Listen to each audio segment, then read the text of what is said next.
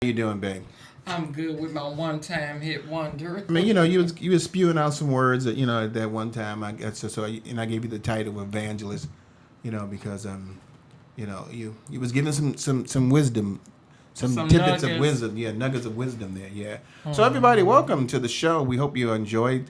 Go out right now and tell about 200 or 300 of your friends to come join us. We're on Soar Radio, two-time Stellar Award winner of Best Internet Station of the Year.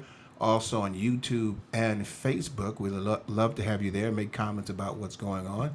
We got a great show coming on. We're going to have one of my friends come on today. He's on the radio here in Chicago at 106.3, I think it's FM, AC Green Show.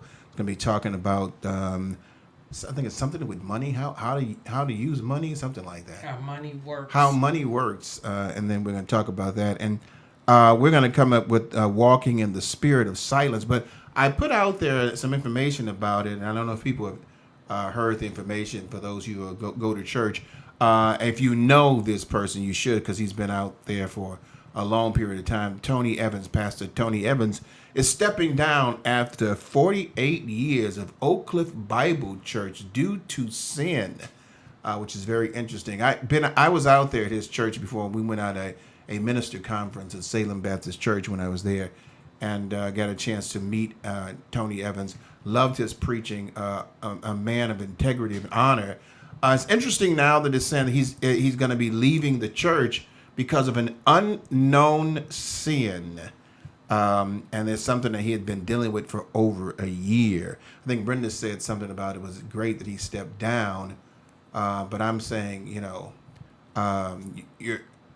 it's an unknown sin. I mean, you don't want to say the sin, and you've been battling with it for a year. Now, I know there's going to be people saying that, I'm trying to be hypocritical or question. I'm just saying that, I know he's battling with it, and I get entangled with. But it was basically saying that the founder of the ministry has been committed to the Word of God for absolute supreme standards and truth to which he has conformed his life, says him. I want to just read this one thing. At the time, there were only 10 members. That's not what I want to look at. There was something in here where he said that he was battling for a year. But Brenda, as I looked at this, what do you think about this story? If he's saying, at least I'm saying he's been accountable, at least saying that, hey, the way I teach the church, I have to lead by example. I've sinned and fell short. So even though I'm not naming my unnamed sin, I'm not going to name it to you, but I know it's a sin, and I'm working with God on this. So I'm going to step down and remove myself from that situation. Unlike other ministers and pastors who be upfront, they refuse to step down. This is what I'm seeing in him that seems honorable. I don't know what the sin is, but he decided I'm stepping down. That's most people think, well, perfect time and you're old now, you wanna, step down. But if it's something between him and God, work it out. And hey, I just love the fact that he's doing it. I don't know what the sin is. I understand that, and here we're straight about everything, no matter who you are, white, black, Jew, Gentile, Christian, unsaved. He was basically saying when we fall short of our standards due to sins, we're required to repent and restore our relationship with God. A number of years ago, I fell short of that standard. So this has been a while that he fell short of the standard, and he has still been preaching the gospel of Jesus Christ. Why is it now that sin is coming up? That's what I'm wondering. Is it tied up with something that currently just happened now? Because you said a number of years ago, and so is it something that may come out, and so you're jumping ahead of it? Sometimes you hear people, and I'm gonna say the name, and I know people are gonna be mad at me again, but I remember when Jesse Jackson came to the church and said he had his love child, which was a child that he had of the wedlock. He was still married to his wife, had a mistress, had a child. Instead of repenting, he called it his love child. that was only due to the fact that something was going to come out about that story. Well, that might be what he's doing. I'm getting ahead of the Right. narrative. But then at that point, is he really being sincere about what he's doing? Is he trying to get ahead of the narrative so it doesn't make him look bad? To me, Or when he you just when you being have a smart. sin like that, you should immediately remove yourself if it's some sin that egregious instead of waiting to this time to do that. That's what I'm saying. We have to be accountable to God and how we live our lives. And so if there's a sin out there that's so the Bible tells us we all sin and fall short of the glory of God, number one. But if there's a sin out there that's so egregious that we feel that now we have to get in front of it because it's going to be foretold, I don't see that as being commendable. Now, I don't know the whole story. This can be just like the Jesse Smollett thing. You don't know the whole story. It may come out a little bit more, and then we're gonna say, "Oh, wow, yeah. Well, I can see why he did that because he didn't want this to come out." Even if that's the case, I do think it's commendable for him to step down to not, cause any issues within the church. So I will say that we're going to have more about the story when it comes out. But just to let you all know, if you don't know who he is, his name is Tim Evans. One of the preachers, pastors I've definitely admired. The 48 years he's stepping down from Oak Cliff Bible Church due to sin, as he would say on here, an unknown sin. I would just say it's a sin that we don't know about. You know what? There's like the major sins within the church. The finances. Is you're in the mega church. Stuff was being done crooked. You could fall.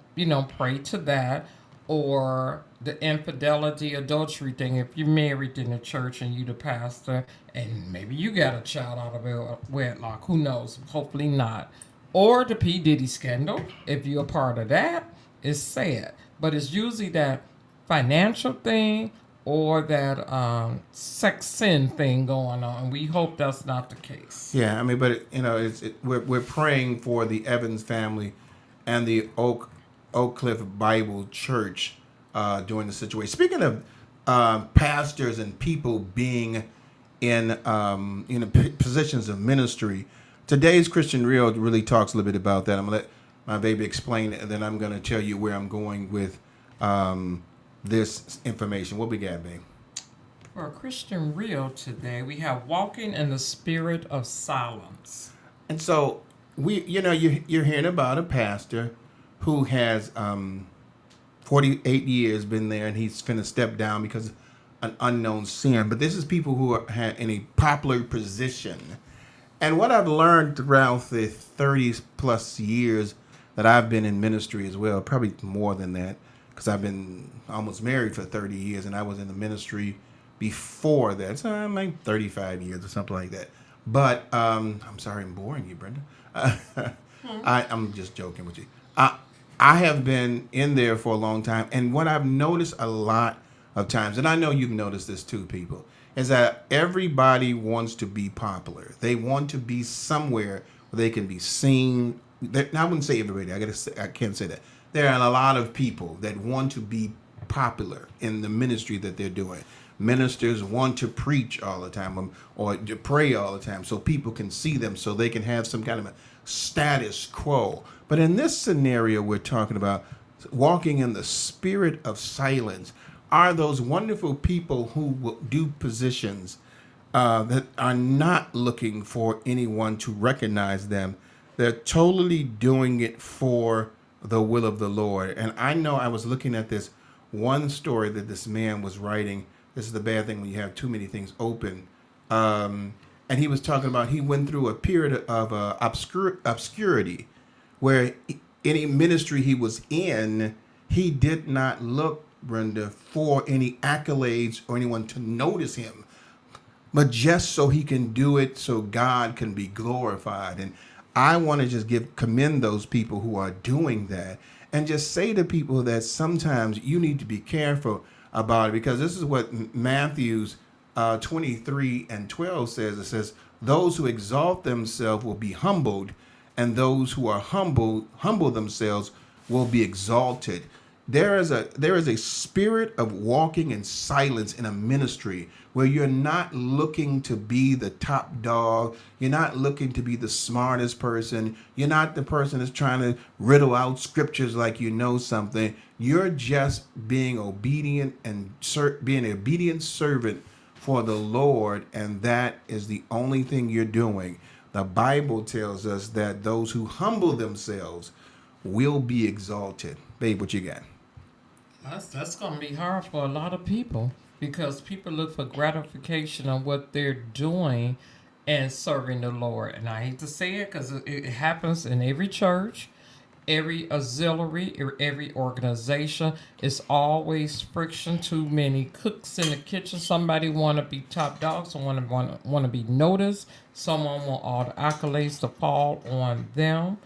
When we came from a church that we knew somebody, a Oh, couple yeah. like Oh, that. yeah. It's like, okay, I'm a dictator. I'm gonna tell you what you have to do, and then if the other people are doing good in it, they don't even give them the credit for it. So walking in the spirit of silence could be very hard and daunting for people who don't know how to humble themselves, how to step back and let the light shine on someone else. Because it's always about me, me, me, me. I want that flashlight, that spotlight, all that light to shine on me. Not because I'm glorifying God, it's because I want the people to glorify me. And that's where the problem lies right there, how the church falls and perish with so many people and so many pastors too, because I hate to say it, you got a pastor over a church, he wants all, or she wants all the credit. It takes a whole village. It's great to have that pastor as the shepherd of his flock of that church,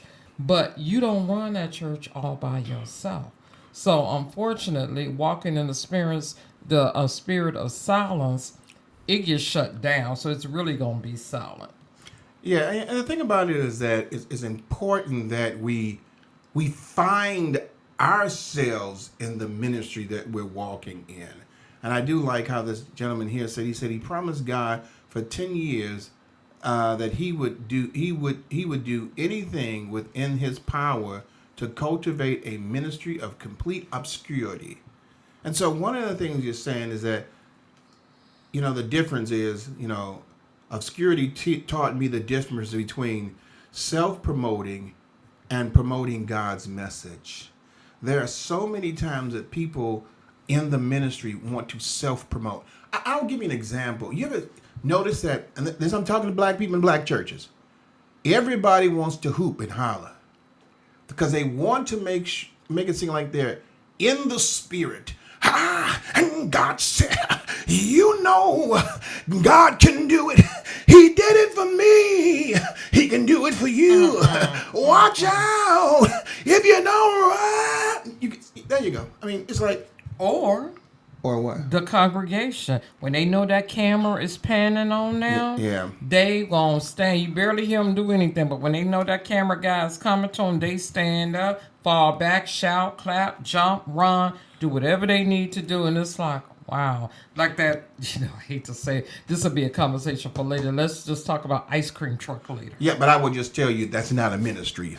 No, but that person thinking they're a ministry. Right. But I will say this, the difference between self-promoting and promoting God's word, teaching God's word, helping someone through the word. It's nothing wrong with hooping and hollering and stuff like that. But a lot of times you will get someone who will do this only so they can get people into what they're saying. Now, I know a family of people that with the Ballards.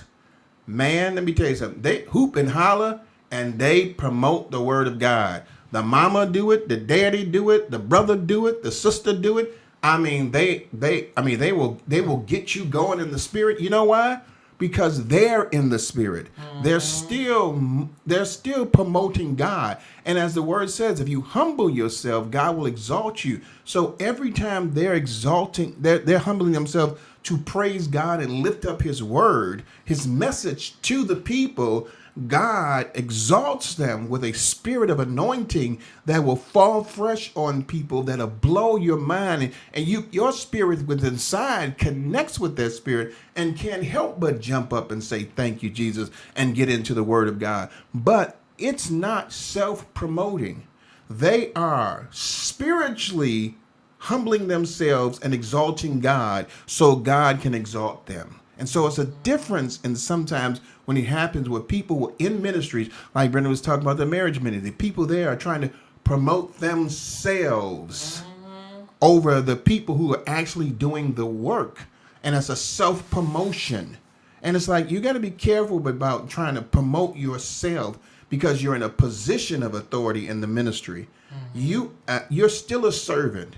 And so you have to be careful. Another thing is selfish ambition versus pursuing God's calling. And you say, well, what is my selfish ambition? Now, I will say there could be a time where I might be wanting to do something that I want to do and not the calling of God. And I'll use an example. I had an opportunity to be a part of the church, and that could have been my self-ambition because I know there's some things that I want to do, but it's not God's position, or should it's God's calling on my life, pursuing God's calling on my life. I'm just looking for it for my own selfish ambition. There are a lot of times that people just want praise. They want acknowledgement. And in some cases, babe, you have to know that what you're doing is pursuing God's calling for your life. What is God calling you to? What's wrong with God calling you to be a servant, a greeter at the church, instead of you being the person that sits up in the up there with the pastor, like you're one of the deacons or the bishop or deacons or the preacher? What's wrong with that position? That's not a bad position. But see, a lot of people, and I'm just saying this, a lot of people want to be seen and heard. Now, the greeters is the first people you see to enter into the house of the Lord and then into the sanctuary. But that ain't good enough because it's like, oh, that's like just being a mediocre usher or just a greeter. Whereas I want to be the deacon, I want to be in a choir because all eyes are on me. When I'm in a choir, all eyes on me. When I'm walking, when the doors of the church is open and I'm walking to bring people to God, you feel like, I'm special then. I remember when I was at my home church, Lilydale, I was an usher for probably about 15 years. And that was held with so much high esteem there because you was serving, you was helping people and stuff. Now that falls on the wayside. It's like, that's what you're supposed to do. People want something that they could get accolades from, credit from, that they did this or that. The ushers do more in the church, no offense to the deacons, but they tolerate more, I'll put it that way. Yeah. And granted, it's nice to be a singer, be in a choir, have all eyes on you, but okay. The highest thing is the pastor of the church. It's only come in a package of one. You might have the ministers there as well. That's the second level. That tier, you want to be in that top 3 tier of a church. And it's sad, that's how people look instead of looking at, I'm here to serve God. I'm being humble with this. I want people not to say, like, we know of a beautiful person that Jerry, she's a humble person within the church. Yeah. And I'm gonna put these two together because I want to make sure we get some music in before we have our guest come on. It says corporate manipulation versus casting God's vision. That means there are people who have a desire to what they want to do. Like the pastor's supposed to be the top position, but not in a trustee board. You can have a trustee board and they have a totally different vision than what the pastor has of God's vision, and so there can be an enemy between those two. There can be a fight between those two because they have a corporate vision of how they want the church to grow, financially what they want to do with it, and it may not be following in line with God's vision. And this is the one I really like because this is what I see a lot of times with preachers who don't want to serve under a pastor and they want their own. It says, building my own platform versus allowing God to build a platform for me. I have seen a lot of young preachers in my time and still today where they want to go and get their own church, and they don't want to serve on anybody. They don't want to learn on anybody. They want that spotlight. They want to be able to preach. I've been called to preach the word of the Lord. Yeah, okay, well, then he called you here to learn. So you can learn how to do it. But then they'll open up that church, and they'll leave a church of 500 people and have 10 or 15 people coming to their church because they're trying to build it up. Nothing wrong with that if God has called you in that direction. The issue is that when you're trying to build your own platform outside of what God does, allowing God to build the platform, because when you allow God to build a platform, He'll open doors. Like this platform we had here for the release our radio show. It wasn't my idea to start a radio show.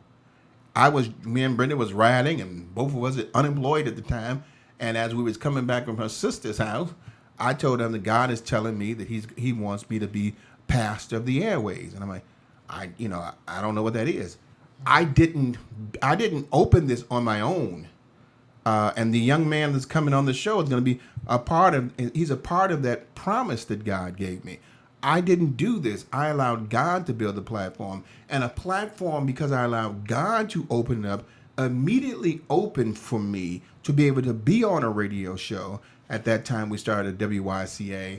And it was because it was not something I wanted to do.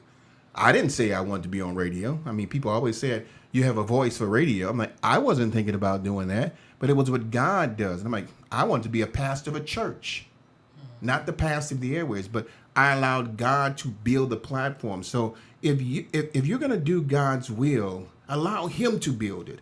Don't try to build something yourself, because it can be very difficult when you try to do something in Jesus' name instead of following Jesus for what He wants for you. Yeah. And so it's very difficult that. But so that's what we want to talk about. Just people walking in the spirit of silence. For those of you all who are doing that in the background, just being obedient to God's will, serving people in different ways. On the usher board, your deacon, you're doing other jobs that people don't see that much. You're greeting people. You're taking care of the finances. A lot of things that you're doing, pastoral care, all those things that you're doing that people really don't see. Even like right now, I give kudos to Kenny Crawford, who's our radio producer. You never hear anything about Kenny, but he's behind the scenes doing God's will to help us to be able to do this radio show. And Kenny is just that kind of a person that does the will of the Lord, but doesn't look for accolades or someone to say anything. He probably don't even like I'm saying anything now, but I am saying it. But I just want to say that for those of you all that are doing that, kudos to you. Keep on doing God's word, and we're going to go on. Hey, we're going to play some music today from Charles Jenkins here. It's going to be God Be Praised. What I was just talking about. Let God be praised. The Bible says in Matthew 23:12, it says, for those who exalt themselves, they'll be humbled, and those who humble themselves shall be exalted. So for God be praised. Listen up this Charles Jenkins. For those of you on YouTube and Facebook, stay with us. We'll be right back. This is Rick McCann along with my baby, my girl, my boo. Listen up to this music from Charles Jenkins, and we'll be right back. All right, everybody. Thank you all for listening. What we got, baby? What quick story we can get in 6 minutes? This story just tickles me. Fans purchase 1 million meet and greet. So Chris Brown, what's it, 1,000? Chris 1,000 meet and greet. So Chris Brown could grab that booty. Chris Brown's meet and greets have become epic within themselves, dating back to his One of Them Ones tour with Lil Baby in 2022. So he's 2 years into this. These people, I mean, mainly women, of course, are anteing up $1,000 for they could have that VIP, babe, that VIP experience with him. Take a picture, let him talk with them, go on their social media, and you see his hands groping their butts. Yeah, I want to correct you with one thing you said. You said mostly women. I don't believe that Chris Brown is grabbing any male's butt. So I'm sure it's probably all women for number one. But when I saw the story, I just couldn't believe it. I mean, they're spending $1,000. I think what the price was $1,111, something like that. $1,000 so they can have a picture or video of him grabbing their butt. So now he gets an opportunity to grab hold of every female's butt. And they said everywhere he's gone, city by city, it's been sold out to do this. Yeah. And so he's getting an opportunity to grab these women by their behind, and they're paying him $1,000. Can I just say something? With both hands. Can I just say something? I can't say anything bad about him on this. I really can't. Stupid is what stupid does. Are you kidding me? I mean, if you're dumb enough to get this, and I know that I'm just saying this. I'm sorry. Get mad at me. Write to Jesus. Most of these people I've seen, they don't really have $1,000 to waste. No, they didn't look like it. And they figured, well, he's picking us up, he's bending us over, and he giving us a kiss on the cheek, and we might get to go back in the studio with him. Right. Oh, he has his pick and choose of which person he wants to have sex with. That's all it is. And you paid him. But I thought this man was married with children now. Well, okay. Well, obviously that doesn't make any difference. If he's groping him behind in public, you know what they might be doing in private, in the back room, in the secret garden. I just could not believe. I think I'm going to ask AC about this when we start off. 11/11 tour. Yeah, I can't believe that people are. I mean, and the thing that threw me off. I mean, that really surprised me. Every city he goes to, this little event thing that he's doing gets sold out. So I mean, how many? He could be making somewhere like $10,000. Not 10,000. That's just what 10 people. Right. He could be making $100,000 just doing that. I mean, that has nothing to do with the show. All you're doing is he's grabbing you by the behind. He could be making $100,000 every night or every show to do this. So, hey, I don't like the idea. I think it's ridiculous. But can I blame him for doing this? No. You got some ignorant women out there that don't know their woman's worth, what we talked about last week, and they figure, wow, I'm chasing stardom. I'm chasing celebrities. And if he's going to grab my butt, take a picture of it. And he going to grab it with two hands, take a picture of it. Lord. I can't, my halo's got to go off for a few seconds.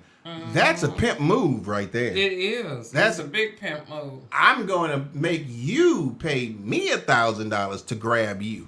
Wow. Yeah.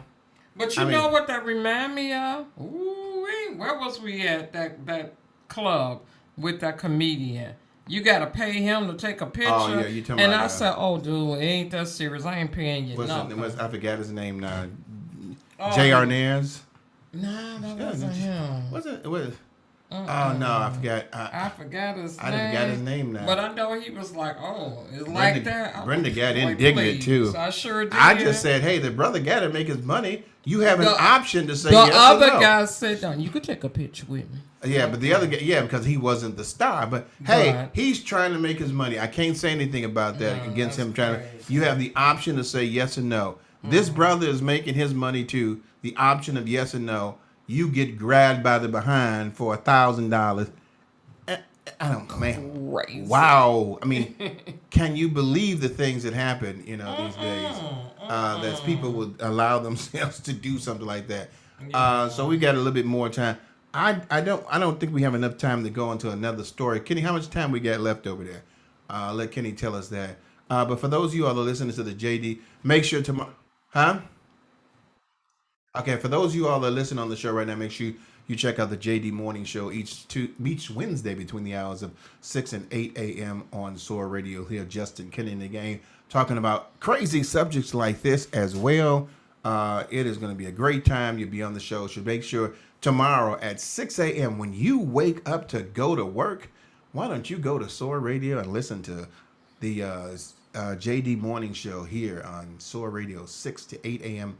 Again, only on Soar Radio. So we got about maybe, 30-something seconds to go here. Oh, so real quick, I'm going to tell you all this. I'm going to say it again. The 2024 SOAR Awards, it's coming on Impact Network. It's coming on June the 17th here on SOAR Radio. Curtis Green is telling me something.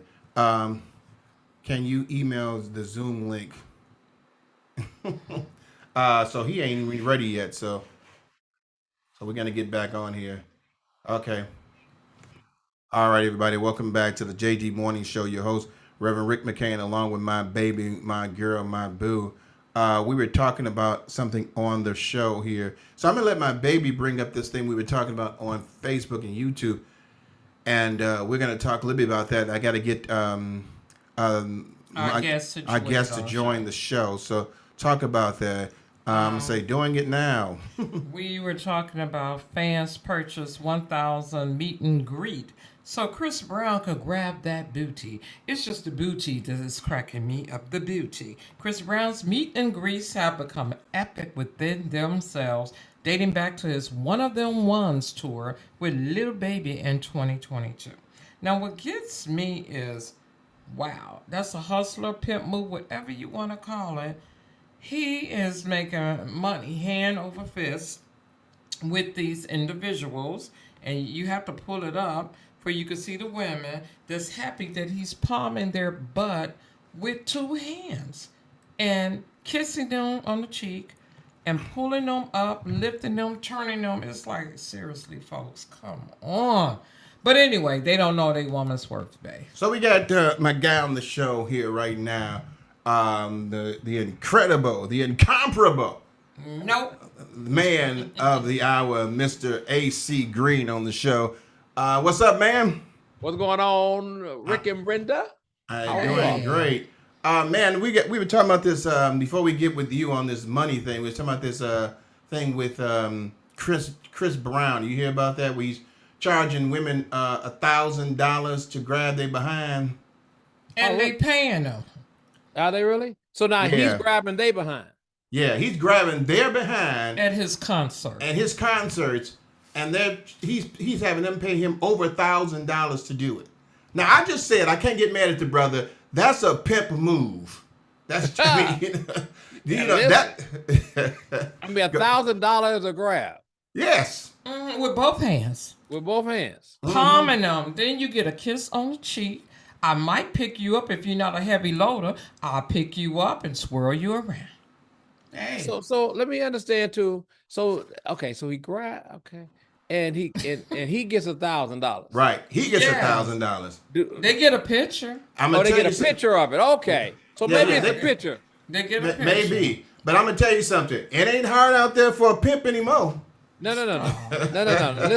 Listen. The tables have turned. But you know what? I and hear me. And I'm saying this as I guess respectful as I can. That he only talking about women, right? He's not talking about grabbing men's butts. I would assume so. Assume. Yeah. Okay. Too long. But AC, look at this. That's $1,000 a person. He could be making over $100,000 everywhere he goes. This event is sold out to do this. He could be making over $100,000 aside of his show. Mm-hmm. I mean, so is it a separate event when he comes to a town? Like he was just in Chicago this weekend, so they do another event that is just the booty grabber event.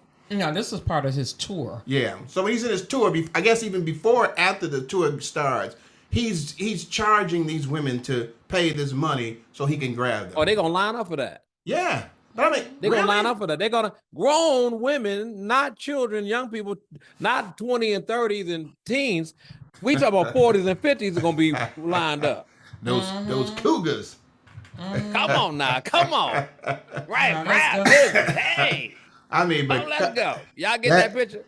Yeah, that's crazy to me though. Like I said, I can't blame the brother. I mean, I can't see why these women are spending $1,000. And then, I didn't think about it. I would be really upset if I saw my woman on there with a picture of Chris Brown grabbing her butt, and I found out she paid him $1,000. Out of your Paid account. $1,000. I'm like, Here are you you go. kidding Here me? you go. I get- Hey, they get a picture.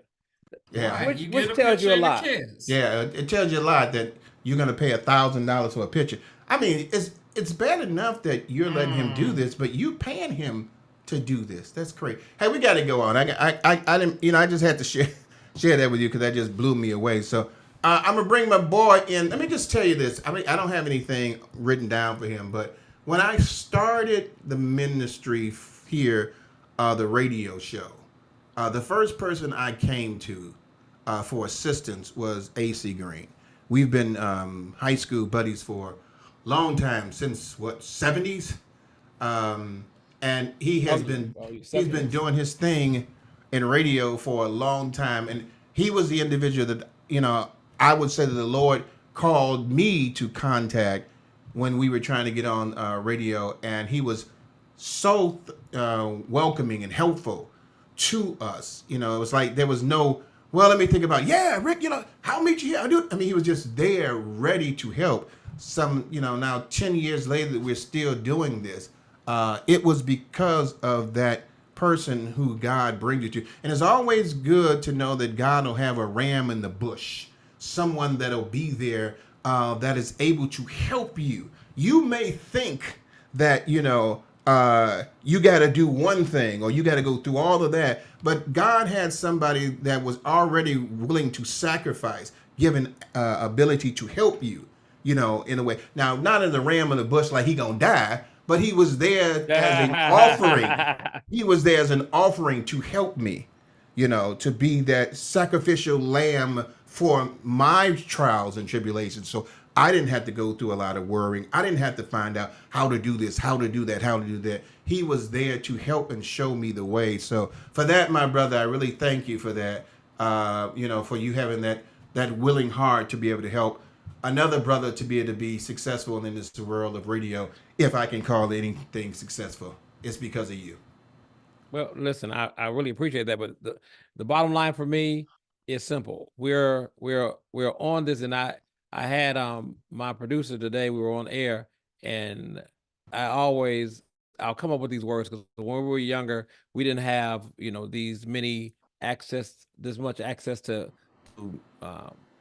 social media and to information. So we had to make our own fun, and our fun was around learning. So when we didn't have anything to do, my mother and father would make us go and read the dictionary, learn words out the dictionary. So we would play games like that. So one of the words today I said because I always followed people who brought up big words. Like Harold Washington would always come up with some words I didn't know, and I would go to the dictionary. So today the word was sojourn, SOJOURN, and it's just it's like a journey, but it's over a specific span of time. And so because we're all on this sojourn over a specific span of time, what do we do but sacrifice? That is really what we do, who we are or who we should be. Because think about it. If we're only here for a specific period of time, how do we get the greatest value out of this time? Yeah. The greatest value is going to come through connection to others. God made it that way.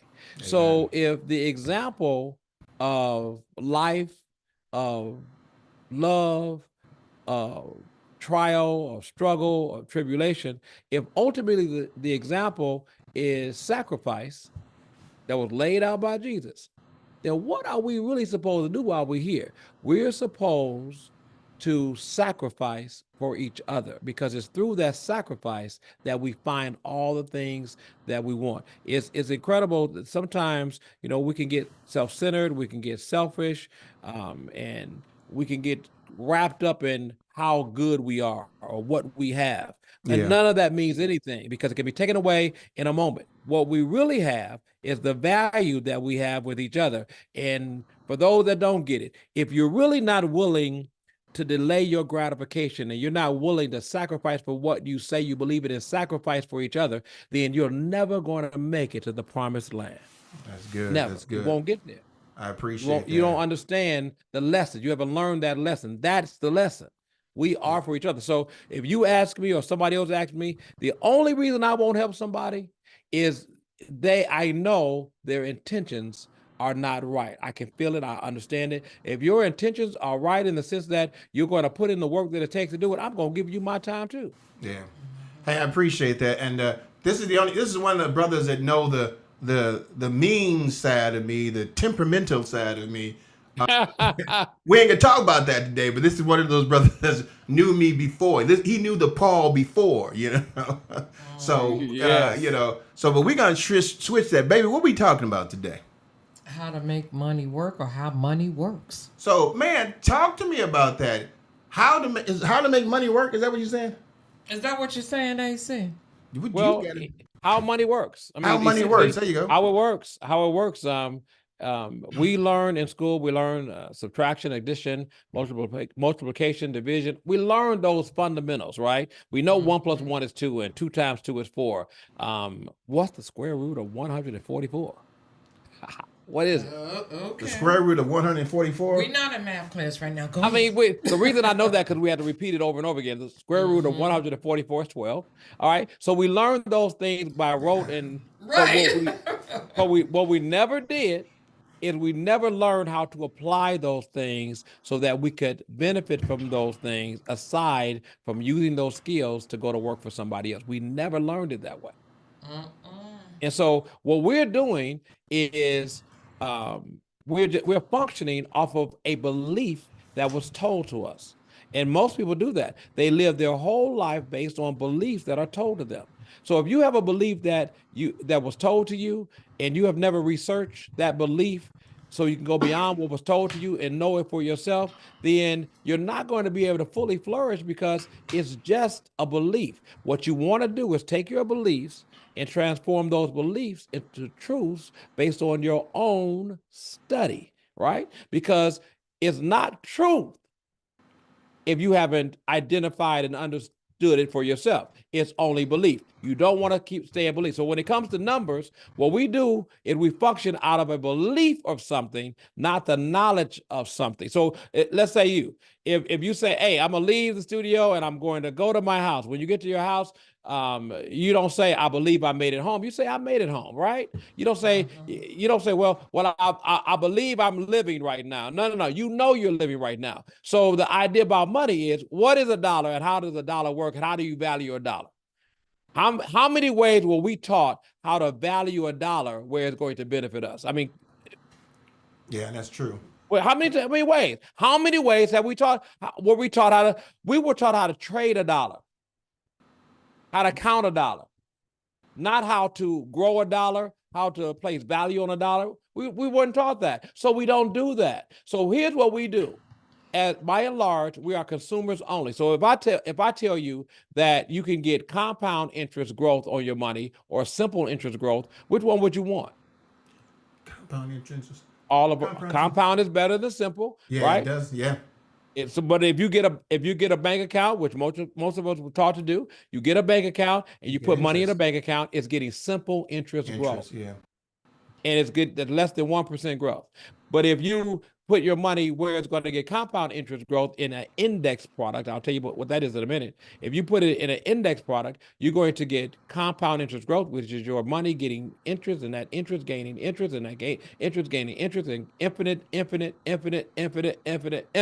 We were not taught that, because if you were taught that, then the system of things would not be able to put you in a class of people.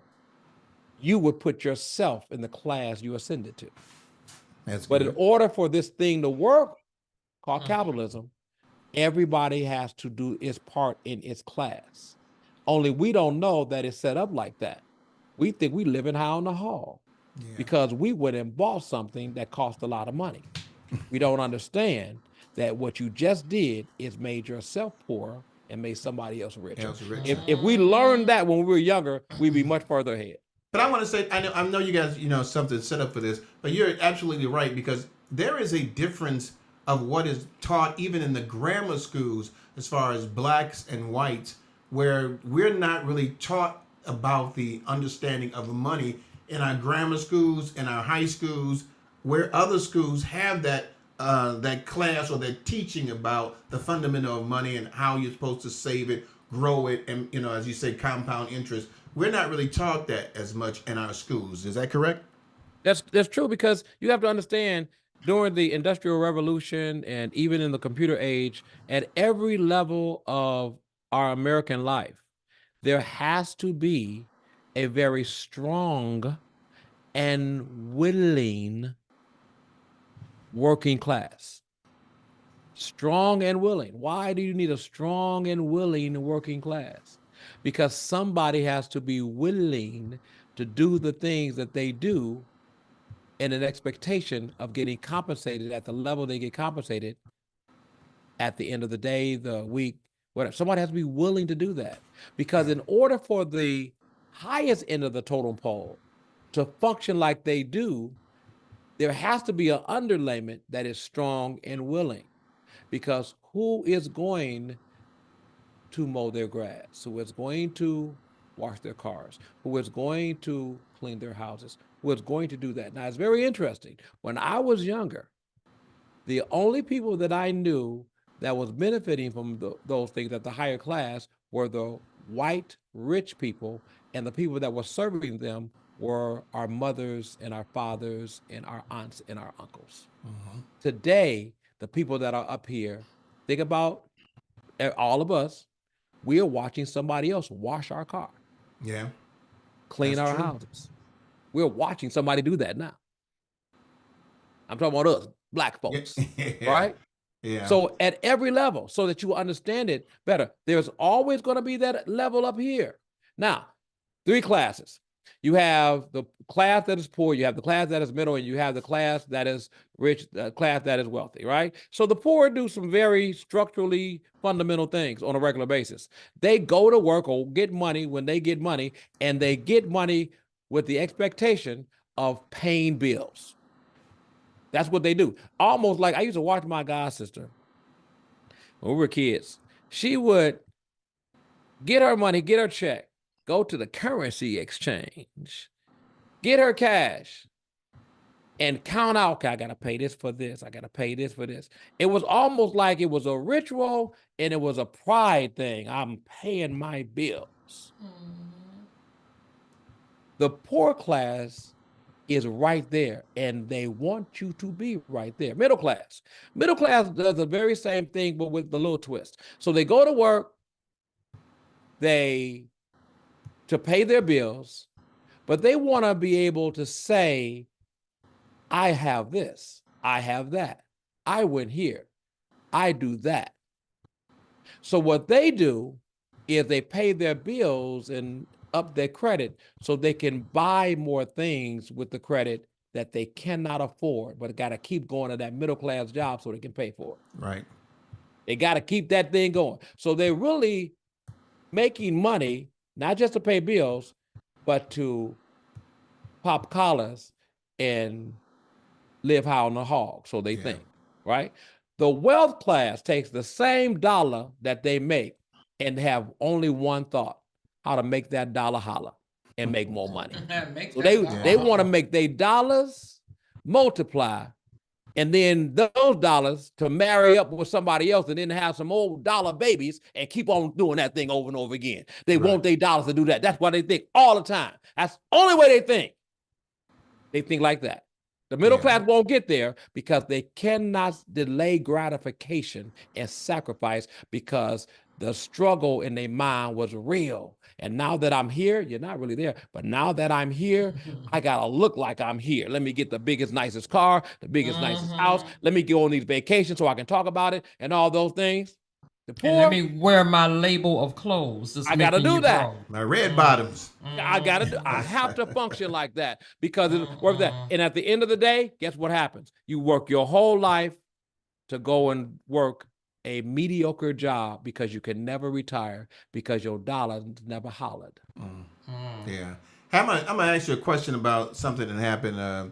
Black Wall Street. We're gonna talk a little bit about that, but talk about the compound interest thing that you were gonna talk about.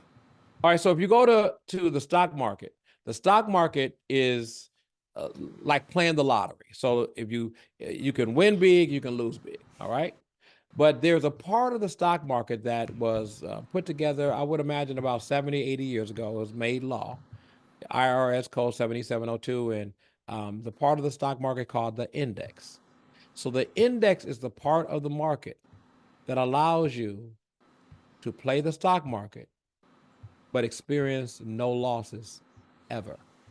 So what rich white people did years ago is they made money in the stock market. But then, somebody said, "Hey, we want to be able to play this market, but we don't want to lose no money in the market." So they created the index. The way this works, everybody, still happens today. If people who have influence and wealth and money decide they want something, they connect with their elected officials. This is how politics really works with elected officials. Those elected officials work with lobbyists. Lobbyists help craft legislation because they bring the money from the special interest group, rich people, to the politicians. And the politicians say, we're going to make a law because of that. So the rich people want to have a part of the stock market where they can play it and never lose money. So if we win big today and we lose big tomorrow, that's fine. But I got some money over here in what they call the index. Every night on the news at 5:30, when they talk about what the stock market did at some point they're gonna say, and the index was. You got it. So the index is where you can play the lottery and never lose. You can play the big Interesting. lottery that you can win or lose, and you got a lottery that you can never lose. That's the index, and that's where you should have your money. They don't tell working class people that. Why? Because they want you to keep working hard, going to the job, so you can pay for the big car, so people can see you drive out your driveway. They know you want. They want you to stay there because we need you there too. Because you know what the middle class is for? To pay all the taxes the rich are never going to pay. Right. And the rich are never going to pay it, not because they're low lives. They're never going to pay it because they have accountants, CPAs, and tax lawyers to keep them from paying it. Right, from paying. You made a valid point because I know when I listen to financial news and you hear the index, and I'm like, most people don't even pay attention to that. They don't pay attention to anything they don't even pay attention to the dial or anything. But most people never realize that they say and the index. And until you just said it now, I didn't know the difference between it. But I've always heard that and I've said, what is the index? And I never looked it up. But I think that a lot of times we never really pay any attention to that because it's almost to the point where it's boring to us. It really is not helping us. But yet, because the Bible says the people perish because of lack of knowledge, it's because we don't have the knowledge of what it's doing so we can benefit from it. The rich have certain things they pay attention to. The poor and the middle class have certain things they pay attention to. Here is how the middle class and the poor stay middle class and poor. Like you just said, the Bible says that my people perish for lack of information, lack of knowledge. So here's what happens. So when you listen to your politicians, listen very carefully, whether they be Republican or whether they be Democrat. Here is how they're going to talk to you. We are getting ready to do this, and it's going to help the middle class, and the rich are going to pay their fair share. Whenever you hear a politician say that, let me interpret that for you like we were in church and somebody spoke in tongues. What they really just said, when they said the rich are going to pay their fair, they meant the middle class are going to pay all those bills. So here's what it's intended to do. By them always pointing to the rich as the enemy, how can the rich be their enemy when the rich are the ones that's paying their campaign debt and donating to those campaigns? You know what I'm saying? Democrat and Republican, all right? So what's really going on here, they're constantly pointing bad man, bad rich people, bad rich people. Because when you hear that and you don't consider yourself rich, you get a certain enmity, hatred Mhm. for what they're saying, and they want you right there because you don't want to seek to know, seek to learn, cozy up with things and people you hate. So you are never going to learn what they do because you never connect with them because you hate them. You don't look at the stock market because it's for you don't learn things like it's all signaling to keep you where you are. That's why they say those things to make you hate the rich. You know it's disingenuous because the rich are who giving them money for the Right. campaign. Yeah. As it says, how can Democrats and Satan Republicans. cast out Satan? Because they're not. Absolutely. So Yeah. they want to keep us at odds. Yeah, and it's so true because every time you hear something about that, you realize. I mean, and I think Donald Trump made it clear he's not going to bother the rich people because he's a rich person. He's not. I'm not. I learned how to not pay taxes. I'm not gonna go against the people that I learned from. And the politicians, even though they do say that, they have never at any time affected the rich to have them pay the same taxes, percentage of No, taxes that we pay, because the tax. they figure that if they do that, they're going to lose financially themselves, and all Absolutely. they're thinking about is themselves. They may say my constituents, but the person they're thinking about first is themselves. And if that Of course. millionaire or billionaire is giving me money to keep this campaign going, I'm going to think about him first. I'm going absolutely without a doubt. And the moment we understand that, we'll understand how this all works with politics. And by the way, the political policy that's going forth, no matter who's in office, if you study that more than you study these people's personality, you will find out what's really going on with money. See, they got you looking at the bouncing ball so that you won't look at the fine print. That's all they doing. Yeah. It's just a shell game. You know, we used to ride the big green limousine to school, and the Yeah. people playing the shell game. I got hooked up on that Mhm. shell game a couple of times too. I did. I Did just you? knew I could beat them. I got caught in a carnival one time with a little ball going around. Man, And listen. I still remember that today, and I think I was in my teens, and it still hurts me today thinking about that, how they did You that. got beat. Yep. But I mean, and I just knew I could win this thing. And I'm like, I just kept on putting money down until I lost everything. And I had to walk home. I think I did a summer job. I had to walk home losing all of this money to this person, just knowing that was somehow I can win. And that's the same thing with, as he's talking about the rich and the poor, they do try to make that person the enemy. And it's byproduct of saying, I want to be your enemy because I don't want you to reach where I am. I want you to hate that I've got where I am. I don't want you to try to excel to where I am. But I That's want to right. ask you this, Curtis. I mean, as black people, we had the example of how to use money, how to put money into our communities through Black Wall Street before white people kind of, tore everything down.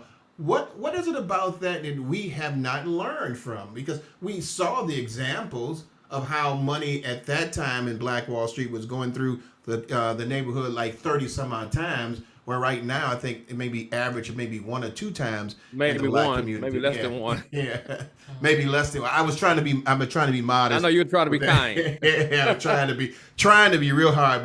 But how did we forget about that model that was set for us? Well, we never learned it, and we never passed it down to other generations, so they don't know. They don't really know, and that is the thing. As black people in America, our greatest failing is that we have not passed down what we knew in our history. So we are essentially repeating and stumbling over the same stumbling blocks that somebody else did, like owning businesses. We haven't passed down the history of who we are. There is not a business that is created except these new tech things, and then a lot of those things in different forms were created before. There is not a business that is created now that you know in any industry that black people have not pioneered and owned at some level. I don't care how small it was. There's nothing, zero. But guess what? If you don't pass it down, you don't know. There's some people right now as they're trying to make things right and celebrate those of the Negro League. There's a game coming on, I believe, in another day or so in a city, Wood something stadium, one of the Negro League stadiums. They're going to Yeah. have a professional game, but they're celebrating those who were the greatest of all ball players. It's many years too late to do all of those things, but if it's nothing more than symbolism, well, I guess you got to do something. But the idea is, it's many people today that are watching that, and I've heard them say they never knew there was a league of ball players that were that good.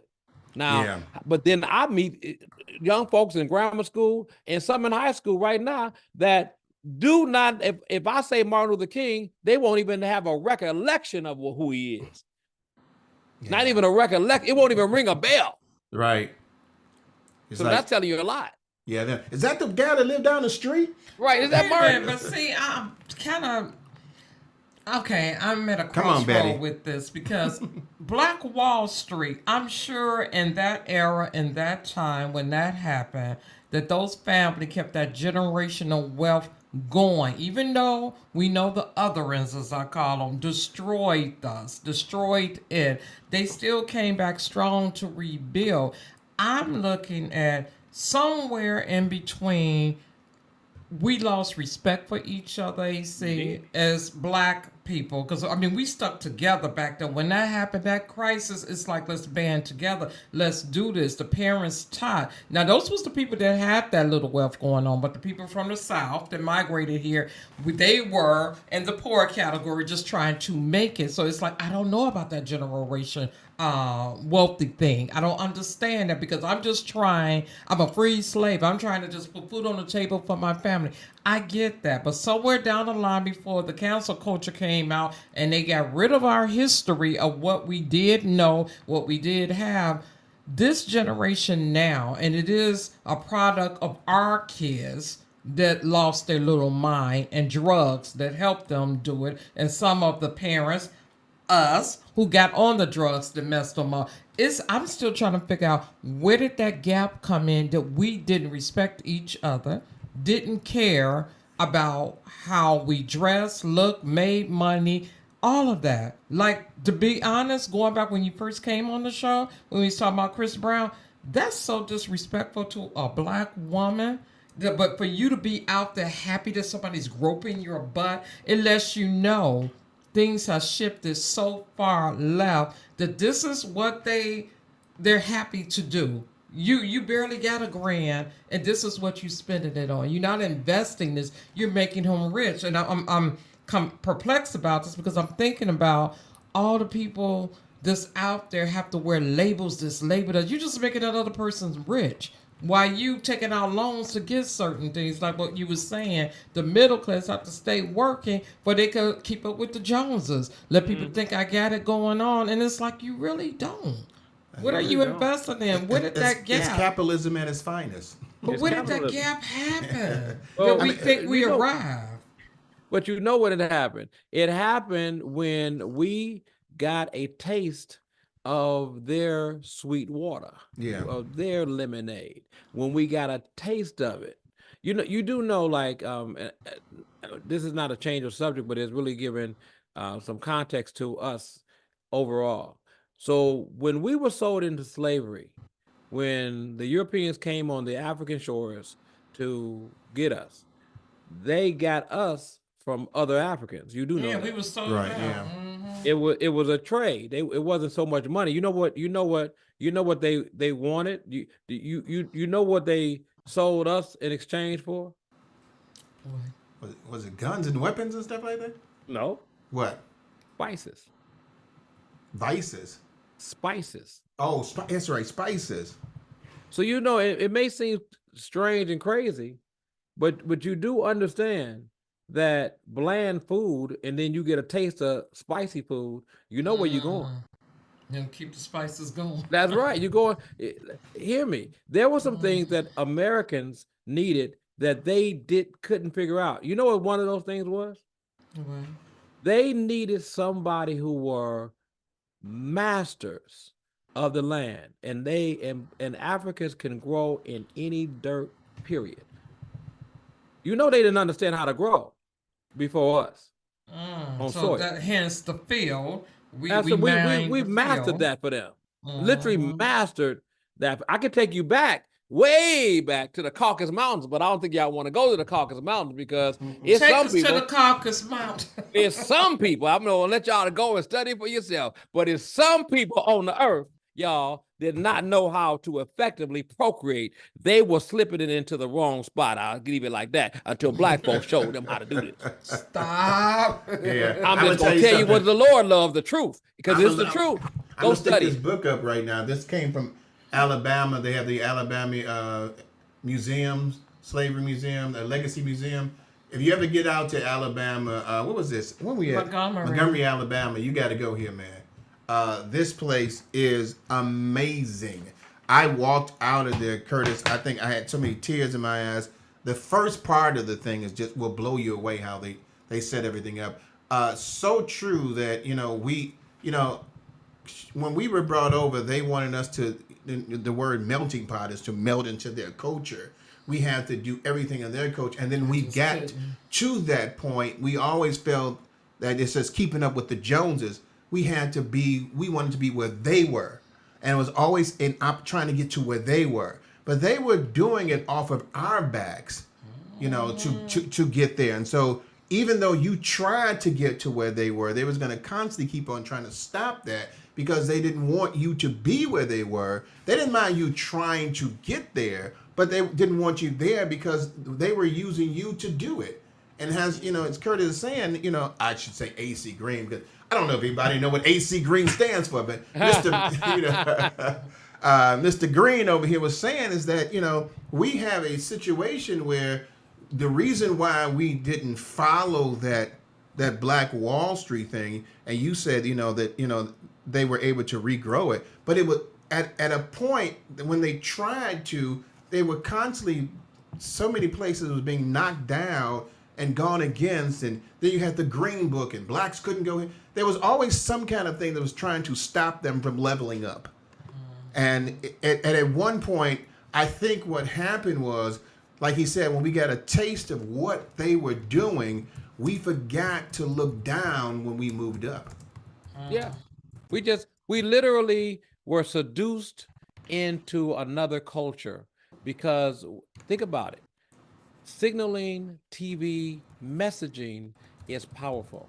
So you have a culture of people that have never been told by the white world. And you all listen, that's not a prejudicial thing, me saying that. It's just an honest thing. It's a fact. The world was white. It was structured white. It was red. So I had a white man one day say, "Why do you always talk this black stuff?" I said, "Because I have a radio show. I'm a black man, and I'm talking to 90% of my audience is black." Now, that's no disrespect to you at all. Well, we're not gonna get together.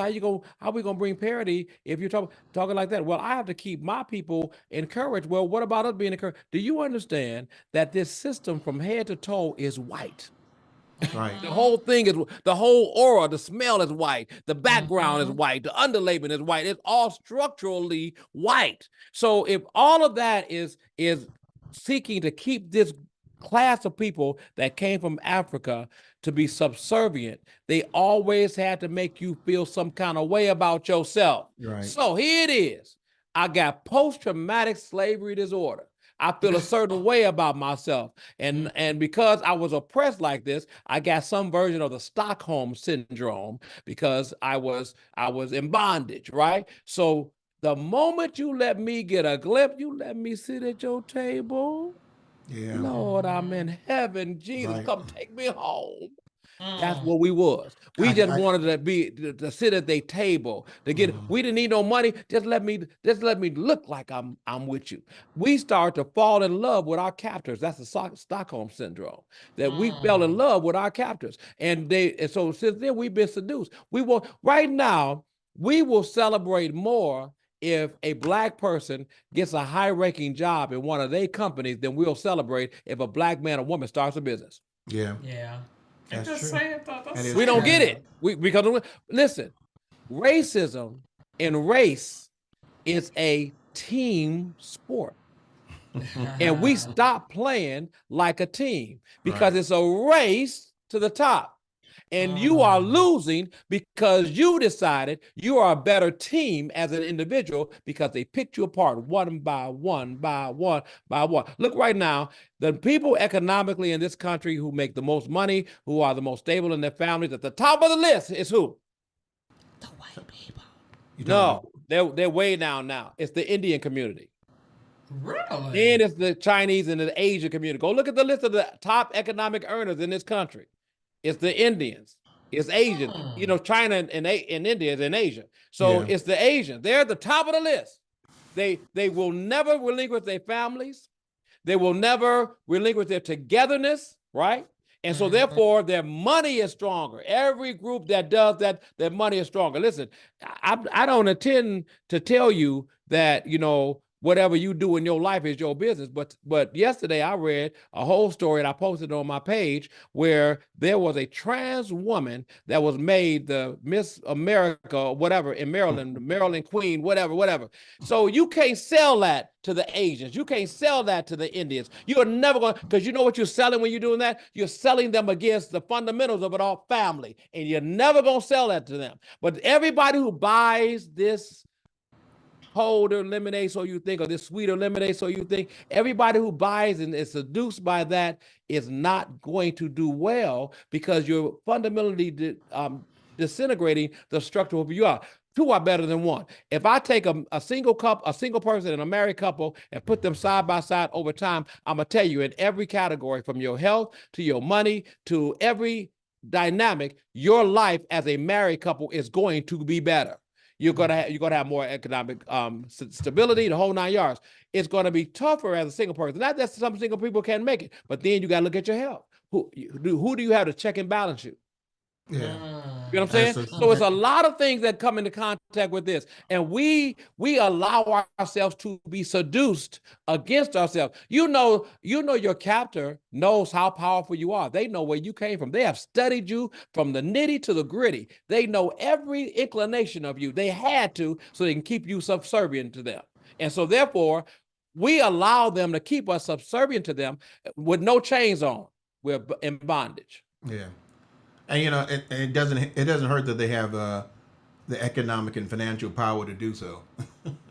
You know, It's because of us they have. Yeah, they do. I mean, because we're not, and like you said, it says a house divided can't stand.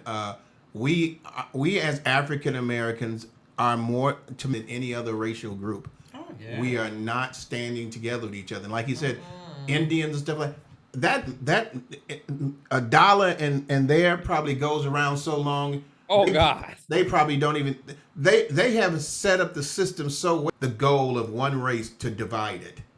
And if you can divide that power of that race, you can keep them subservient to them. And that's what they constantly keep doing. Can I tell you one thing before I go? Yes, sir. I want you all to understand how deep this is. Even though we live in arguably the greatest country on the planet economically, without a doubt. That's why they're trying to come here, you all. Not because they don't love their country, but because economically we're on top of the whole thing. But we've done that by oppressing a whole lot of people.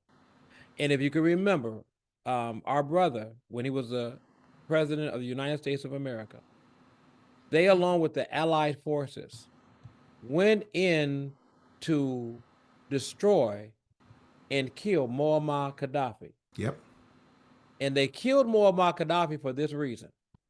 America was not going to take no for an answer. So you decided to rise up like we did in Black Wall Street, they destroyed that.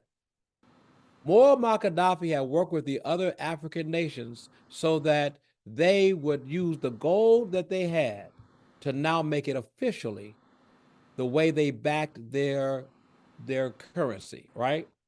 Before that, they were using America as their leverage. When they decided to pull away and do that, that's why they went and killed and murdered a human being. Because they decided they had the nerve to go on their own. And that's the devil. Whenever you want to do your own thing in terms of be who you are, who God made you to be, look for the devil to show up. Yeah. All right. Hey, man, I appreciate you always for what you're doing. Tell people about your radio show and how can they get a chance to listen to you. Well, the show is on every day, Monday through Friday and Saturday somewhere.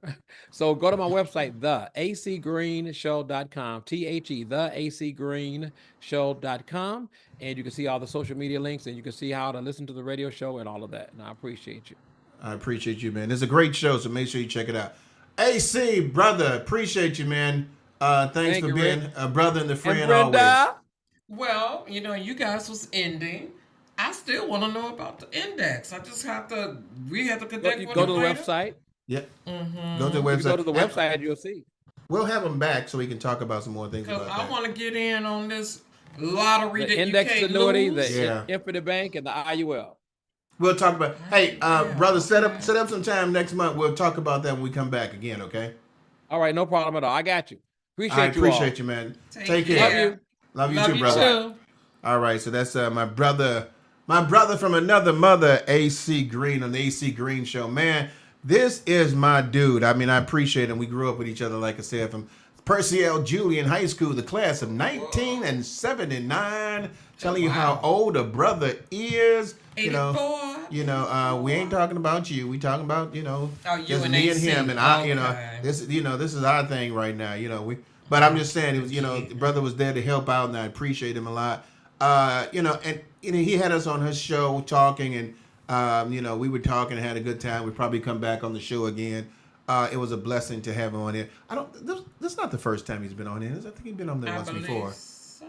I thought it. Oh, a long Long time ago, we was ago. WYCA. We was on there before, but I mean, like the brother's busy doing the shows, 6 days a week where he's at, and so that keeps him busy. But we definitely need to learn about this index and all this. But all the information we was talking about has some bearing to do. It's like tidbits about how historically things have happened and how they're still trying to financially and economically keep the black family divided. And again, as he said, and I know that I might have some white people sometime listening to the show. This has nothing to do against white. It's not racism. These are facts, people. Just facts. This is still happening today. And it is causing the black family to be divided and separated from each other. And the strength of the black community is dying because we don't have anybody stepping out. We've got great people. We've got millionaires and billionaires that are not coming together to bring a structure to the black community that they can pass down from generation to generation to help us grow generational wealth. If you got it, then you should be able to care about your people enough to give it. Because I'll say this and I'm going to go on. There's no other race that's going to care about us before we care about us. Ain't it the truth? Because if we don't care about us, They ain't they okay. and if they already feel that we don't care about us. Yeah, remember that when we was doing the t-shirts, Black Lives Matter, and Yeah. somebody said there was another race. Why should we care about you guys? You the ones killing up each other, and it hurt to hear that. But it was after the you want to truth. jack slap him and hurt, Like, you said what? But it was the I mean, truth. but it's true. I mean, now, granted, there are white people that don't care about white people, Indian, Japanese. So you got Hamas right now that are you hiding behind other Hamas and don't care if they die. You got Israelite. I mean, you got all kind of people who don't interracial hatred. But it's just we are not working together with each other anymore. We need to get back to that. Hey, we took up a lot of time with that, but it was a good time we have. That's called good trouble, as my guy John would say, and I can't think of his name. John, it'll come back to me. Thank you, John Lewis would say, good trouble. Hey, we're gonna go to some music right now. We're gonna have the song of Smokey Norville, "In My Name." Play that. Listen to music, couple commercials, and we'll be right back. For those of you all here on Facebook, stay with us. We got some things we're going to talk about. So listen up. We'll be right back. All right. We got about 40 minutes. We're going to get this done in 40 minutes. Babe, what you got? Black molecular biologist was barred from buying Virginia Beach condo by white owner over racial biases. Now the sale moves forward. Dr. Raven Baxter, a biologist and science communicator, fell in love with a Virginia Beach condo with a direct view of the Atlantic Ocean. She wanted that condo, viewed that condo, babe, and then when the white owner seen that this was a black individual, she said no. No, Red. She said, "What the hell?" Yeah, that's what she said. What the hell? They ain't getting my house. Money, that green money. See, they'll stick with that because they want to keep that in their generational thing going on. But it's like the kids eventually confronted her and told her sell the condo to her. She refused to, babe, at $749,000. Yeah, I mean, and so I think I think her husband or something like that is also a very accomplished gentleman as well. Her boyfriend. Boyfriend, yeah, and everything went. You know, they did this online, and so the woman didn't see her. She had talked to her and stuff like that, and everything was going great. They're at the at the point of closing this out, and then the girl wants to see the home before she does that. Beautiful lakeside property. The woman sees that she's African American, and decides that she doesn't want this black person in her home. Well, you're selling it, so then it's not going to be your home. It's not like you're renting a place to her. Number one, I get to the point where this racial stupidity, I just want to step above it sometimes. Do the Obama, when they go low, we go high. The unfortunate thing about it is that it doesn't necessarily mean that it doesn't necessarily lie on the person being racist. It's privilege too. They feel that White privilege. they are so much better that I don't want you being where I was. That what I have is good, and I don't want you being at that level. Yep. So I don't want to provide. It's like we were talking about before. The rich, they don't mind you trying to get there. They just don't want you to get there. And this lady did that. Now, kudos to the kids, but I'm not going to give all the credit to the kids because she was going to sue her. And the kids probably came back and said, "Hey, you going to get sued, and whatever you trying to sell this house for, you may not get as much as you want after you being sued. So go ahead and just sell this." Now, if the other people don't want to be in there, that's on them. But you might lose some money on this thing if she sues you, because now you're going to have to, pay, have some kind of restitution for your prejudiced, racist attitude. And they probably said, she's like, "Okay, fine." I mean, I commend the girl for going that far to, demand the respect that she should have. She has the ability to pay for it. She has the means. Everything is there. You are going to go through with it.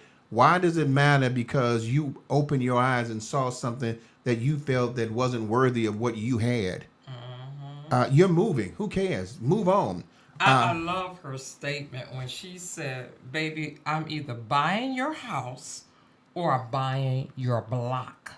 Choose one," she said at the end of her post. So she rolling us some money. Yeah, Because you I can got buy me all of rolling. these, okay? What did AC say? Make that money holla? Yeah. Oh my God. But I'm like, wow. So, yeah, it's sad because when they did the virtual tour, she didn't see that this was an African-American woman. Because, the woman said she didn't have her camera on. So she didn't know. And it might have been, it might have been she knew that might happen. So she didn't want, this was a dream home that she wanted, and she didn't want anything to stop it. They didn't went through all the preliminaries. Right. Yeah. I mean, that's, being smart. I know this white woman is probably going to say no, so I'm not going to let her see me until we get to a point of no return. And she's a black woman that looks like a black woman. And I'm not being funny with that because you still got some that they look exotic and mixed some way. But this is a sister, very educated sister with a very educated boyfriend, got the money. But it's scary when someone tells you, you want the house or the block. I mean, I could pay for all of this, and all this stuff could be mine. I'm like, oh, Jesus. Okay, because I'm just going to ask you a question and have some fun. Do you look like a black woman?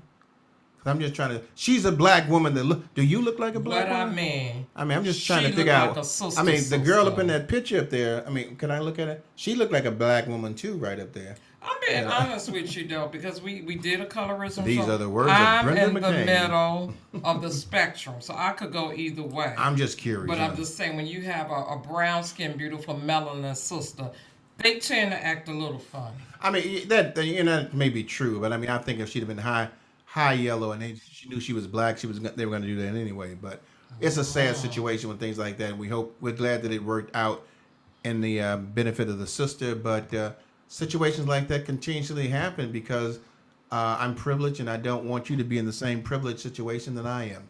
Hey, we got about 15 seconds left before we go back on SOAR Radio. So bear with us. We're going to be talking about some things about marriage. So you got to stay with us. Here we go. Here we go. All right, everybody. Welcome back to the Let's Stay Together Talk Show. SOAR Radio listeners, welcome back to the Let's Stay Together Talk Show. Your host, Reverend Rick McCain, along with my baby, my girl, my boo, Brenda McCain. We are talking to our people on Facebook and YouTube about a story about a black lady who was trying to buy a home, a lakefront home, and she did all the the online viewing of the home and stuff like that with the woman. And when the woman found out that she was black, she did not want to sell the house to her. Some of the things you might be able to hear from us when we're on Facebook and YouTube. Now you can do it both. You can have on your computer, and you could be looking at, listening to SOAR Radio, and then you could be looking at us on Facebook. You can do that on the computer, because you don't have to look at the music. You turn on SOAR Radio, you hit that listen, and then you look at us on Facebook or YouTube. And so you get the experience of both worlds. So you're getting a chance to listen to the radio. So, I mean, we are a radio show, an internet radio show. I do want you to make sure you go to SOAR Radio, because that is the one that's given us the opportunity to have this platform. But if you want to see the beautiful Brenda McCain and her sidekick, Rick, you can go on Facebook and YouTube. So we got a couple of things we're going to talk about. I want to again thank my boy AC Green for being on the show. We're going to have him talk about the index and information more about that again. Hey, I also want to say that make sure for those who are listening to SOAR Radio, on the June, Monday, the 17th, the 2024 SOAR Awards is coming on the Impact Theater. I should have had some applause right there. Impact Theater. And they're coming on from 8 Central or 7, 8 Impact. Didn't I say Impact Network? Central. Did I say theater? Oh, so let me start this again. Hey, ladies and gentlemen, make sure you check out on Monday, the 17th, the 2024 SOAR Awards is coming on Impact Network. You can see it at, and so that's why Kenny didn't. Right. Kenny didn't play the applause because I said it wrong. You a trip, Katie. Impact Network is coming on at 8 Eastern and 7 Central. This is going to be this coming Monday. It's going to be on 8 Eastern and 7 Central. Impact Network. You're going to be able to get a chance to see the full 2024 SOAR Awards. It was amazing. You're going to really enjoy that. If you don't have Impact Network, you can also possibly see it on Dish, Direct, or you can go to your website and pull it up as well. So check that out. We won't be able to talk about it before that because next time we come on, it'll be after it. So make sure you watch that. The SOAR 2024 SOAR Awards is coming on Impact Network, 8 Eastern, 7 Central. Make sure you check it out. Baby, I do want to say this. say something. I know you want to. Your boy Kenneth Jarrell just got on. And I mean, thank you for joining us. And I'm going to say welcome back. I hate he missed this guy because I think it might be an hour time difference. Yeah, he just It's missed it. 8:30. He just missed AC Green. Mr. Curtis Green was on the show with us. So Kenneth Jarrell, I always call him Grease Gun. Kenneth Jarrell was also a member of our baseball team at Julian. Then 79, I think 78, 79 team. He was a pitcher of our team. We call him Grease Gun because of his pitching. Well, I don't understand that. I just told you. We call him Grease Gun because of his pitching. Because his pitching, what did the pitching do? It was unhittable. It's like swinging, swinging and just slides off. You can't hit it. Oh, it's like that. That's why we called him that. Now, he may have got the name Grease Gun for something else, but don't, boy, this is a Christian show. Where your mind going? Where your mind going? We need to save you again in Jesus' name. Kenneth In Jesus' name, we got to save you again. So, you sinner, you must be born Stop playing again. that music. Stop it. Yeah. So let me just say, Kenneth Jarrell was a part of the baseball team with us, with me, Curtis, and we had a great time back then. I'm gonna tell you something. Julian used to get their butt kicked until we came around, because I know the first time when Julian had a baseball team, they were like 0-16. And I'm glad I didn't make this senior team the first time, and I was mad because I thought I should, but I'm so glad I didn't, because they didn't win a game. You want to be they got whooped. We was playing the same field. I'm digressing here. We was playing on the same field, and the ball from where the other team was hitting it was coming over to our field. They was hitting it that much. I'm like, oh, Lord, thank you, Jesus, for not being on that team. But let's go on, because we got a couple of minutes. We got to do some things real quick. I'm going to take about maybe 10 minutes to talk about the why did I? And it just made me think about sometimes when people are getting married. People are spending so much money now, Brenda, for marriages. They're going weddings and stuff like that. I can go off script and say what people are praying for proms are just totally ridiculous. But things are going great, but now reality comes in. We're having problems. We're not talking to each other. Issues are coming up left and right. He still want to act like he's single. She want to act like she's single. All these things come back, and the reality sets in that the marriage did not change the man, and the wedding did not change the woman. So you go back to that reality of that. What it says, the fantasy of the wedding is gone. It says some couples stay in their best dating behavior and finally feel that they can't everything is going to be break out, and they cannot deal with the reality of like, oh my God, I've got to be with him how long? 24/7. It's like there's no contract here. Is there like can we re-up on the contract? No, marriage is supposed to be eternal. And so, babe, when what happens when people find out it's a little bit rough dealing with the reality that marriage has commitments? They flee. They jump ship. Like we always say, marriage takes work. A lot of people don't put in the work. That's why they always say, go to premarital counseling where you could be prepared for this. What we only prepare for, especially women, is the wedding. We want that grand. You need to prepare for the marriage, because the wedding, the honeymoon gonna be over in less than 2 weeks. Reality set in. It's like, now what? Now what is, okay, either you in it to win it, or you're going to throw in the white towel and walk away. So many people we know that started off with us are not married.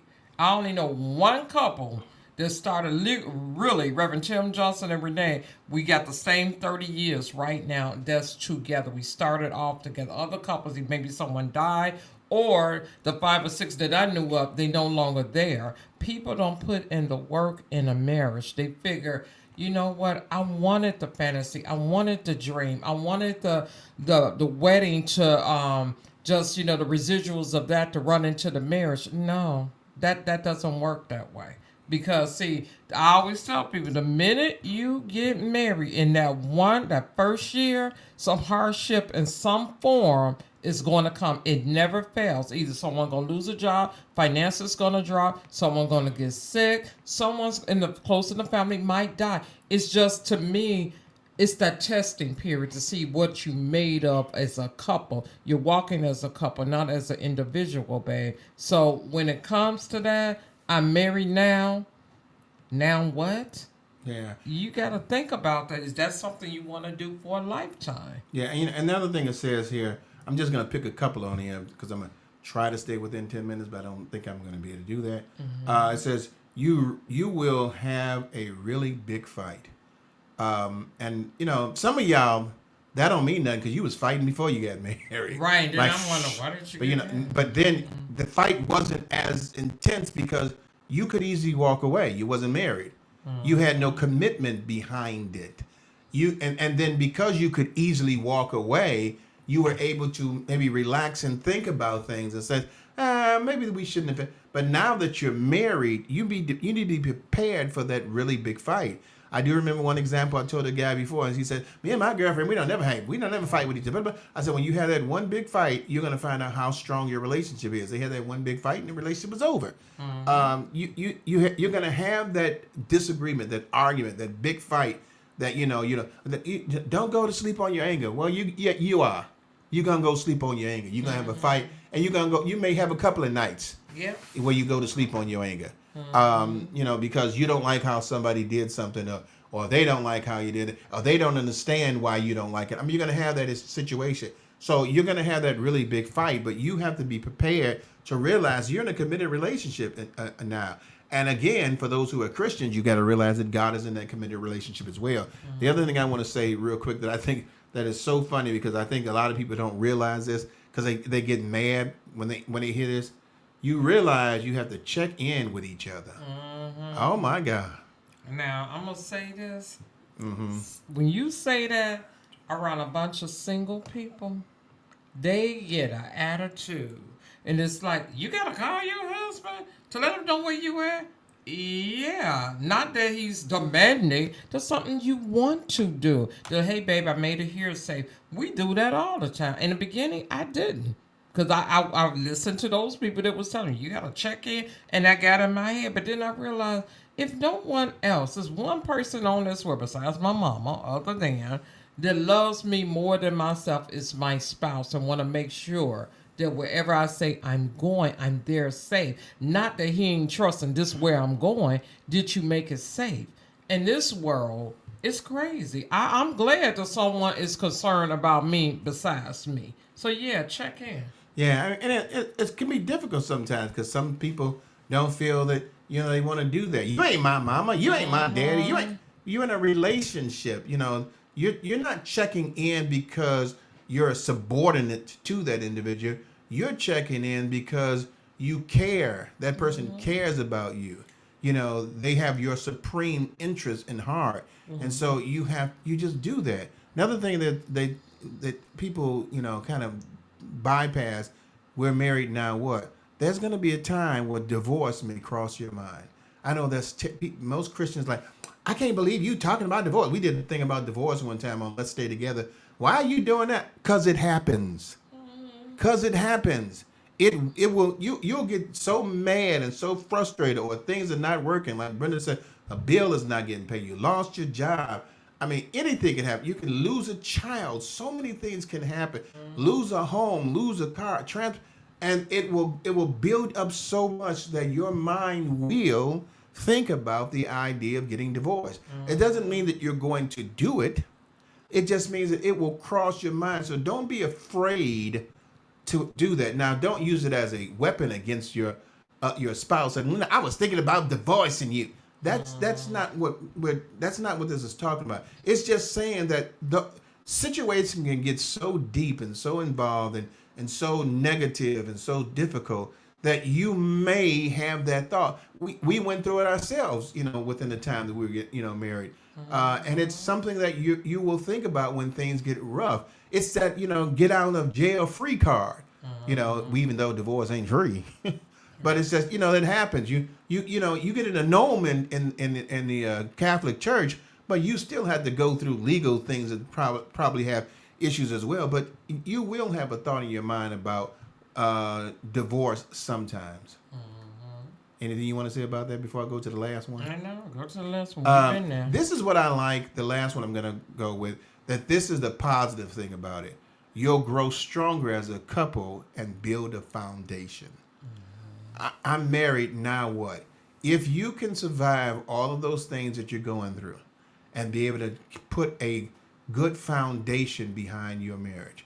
For us, it was always God and following God. And I would tell people before that I'm not a good husband, I'm an obedient husband. I follow the word of God. Put God first. Allow him to rest, root, and abide in your relationship and guide you. You will find yourself through those trials and tribulations that you go through through those years of being married, now what, you'll find yourself getting stronger.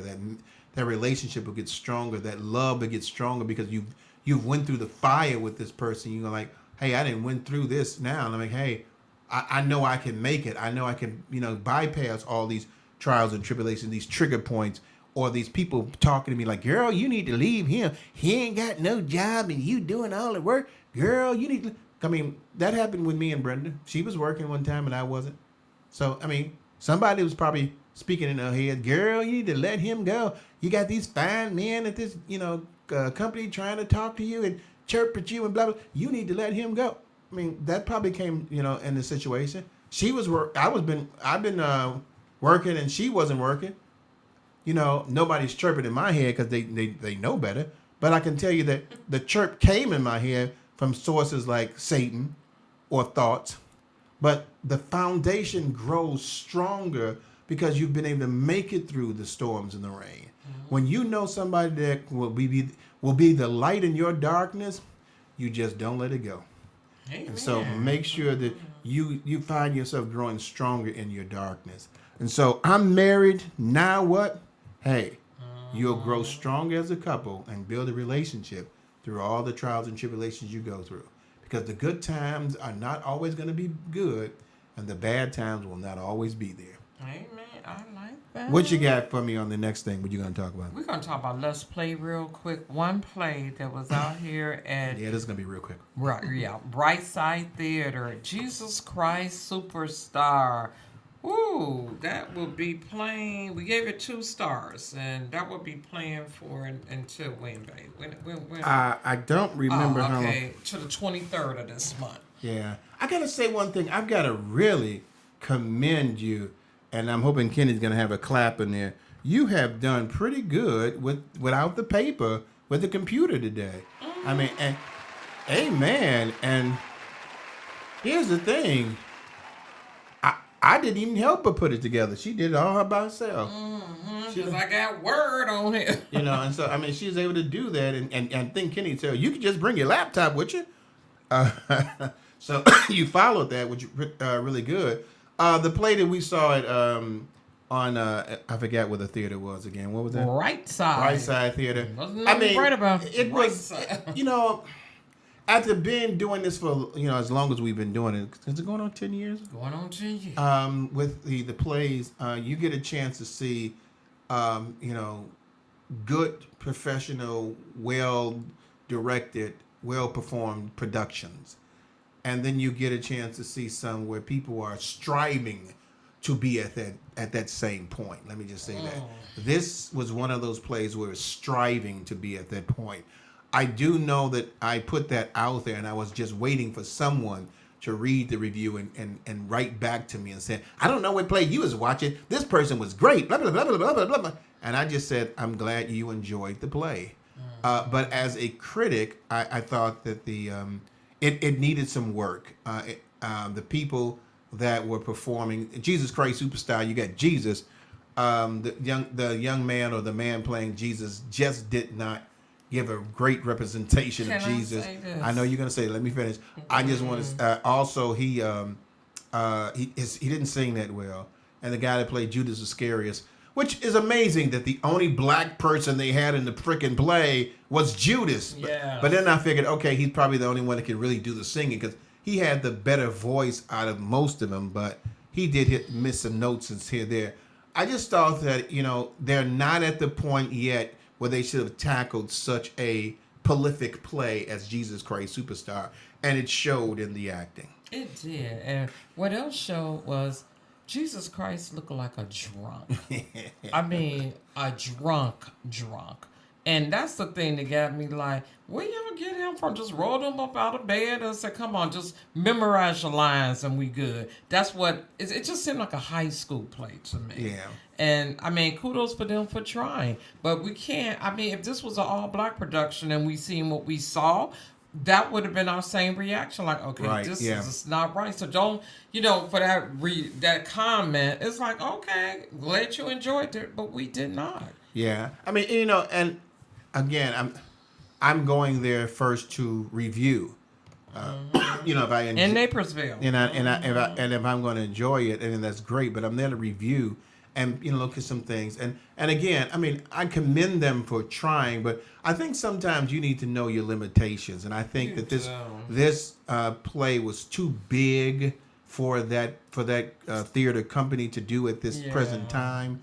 Because it was crowded on that little stage. It was crowded. Not only that, I mean, the stage being crowded was not much of an issue, but it's you had to have the right audio for things of that nature, which is something I always blast Broadway of Chicago for not having the greatest audio either. But to be able to, you have to have the choreography needs to be great.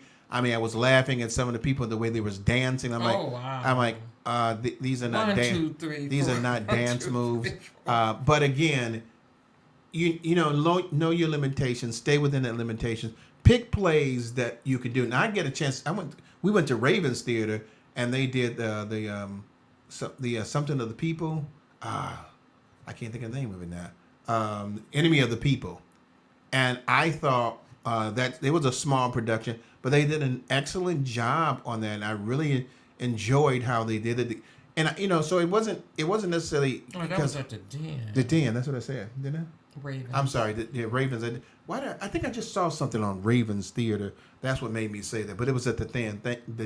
The Den. Thank you for doing that. I thought it was, they did an excellent job for the small cast. There was no scenic anything, but the acting in there was, well done for a small production.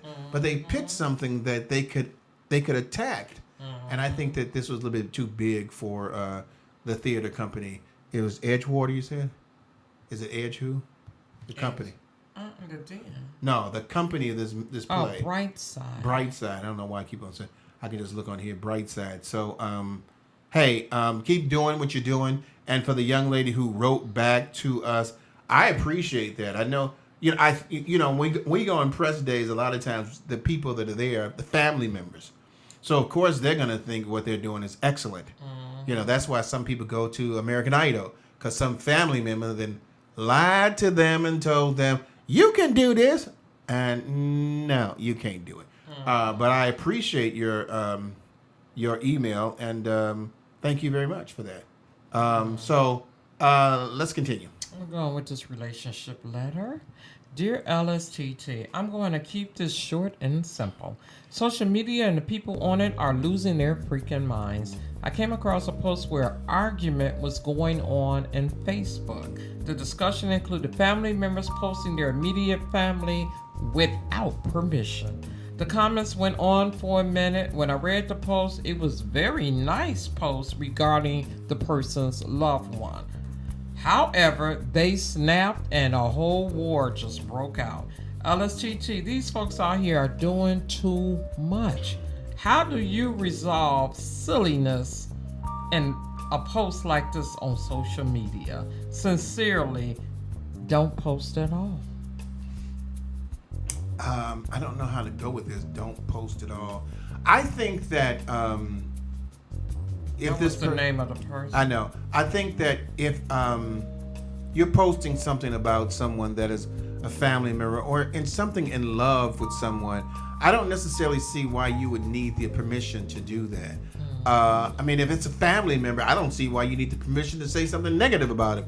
She's a part of my family too. Just because that you think she's more family to you than she is to me doesn't mean that I got to get your permission to do that. I think what happens a lot of times is people want to be in a higher position of authority than what they are, and they need that kind of ability to oversee or be over someone to have, some kind of a confidence builder for their own low self-esteem. It's not necessary. You don't need to be having arguments about that. And what I would just say to the person is, said, don't post it all, is just wipe the dust off of your feet. Continue to do what you want to do. If it's not really hurting anybody and you're just saying something, it seems like in a positive nature, don't let the negative destroy the positive. Okay, so I hope don't post it all. We gave you some good information. So stay on social media, but as I said, just keep scrolling down, read, and keep it moving. So thank you for sharing that with us. All right. No comments from Mrs. Brenda at all on that one, huh? Okay. Only thing I want to say is, like what you said, you don't need permission to do that. That's a free voicing platform. If you not, shining them, talking them down real negative, of course, then don't bully people on social media. But what I'm saying is, when you having a full blown out argument, it's like I would never put myself in the midst of that. Don't argue on social media. If someone is their opinion, okay, so be it. And keep it moving is what I'm saying. And it's trivial when you do something like that. I mean, we use this thing to bully as a bully pulpit in a lot of ways. The thing that's troubling to me is that what I've heard was that this person was putting something up in a positive light, and because they did something that you didn't do, or you didn't feel that they should do, and it seems like it was just, I didn't get a chance to do it first, so you should have done that. It's childish and immature for you to now go on there and blast the person for doing something, saying something positive about somebody because you didn't get a chance to do it first. I'm like, well, okay, well, the next time move a little faster. That's all. Right, just move a little faster. But I think we need to. There's too many things in life to be concerned about than being concerned about things that doesn't have any concern at all. So we just have to go past that. Hey, I don't know. We got about 7 minutes here. I didn't think we was going to get through this, and yet we're getting through. You got one? I just want to send a shout out to Pastor Pam Tisdale. Oh my goodness, Pam is. Oh my goodness, Pam. They just celebrated an anniversary. I think was it how many 38 or something like that. You still on here? Yeah. Put how many years on that? Happy anniversary. Her and Reggie just celebrated. This is my girl here, Pam. We used to do a tag team. Tisdale Johnson. Yeah, I mean, we used to do tag team at Salem, and let me tell you something. This sister kept me on my toes. Didn't she? Now, when I thought I was doing some preaching, and I would come at the Pam, and I'm like, okay, I got to. Shh, this was on fire. And like, I got to keep my toes.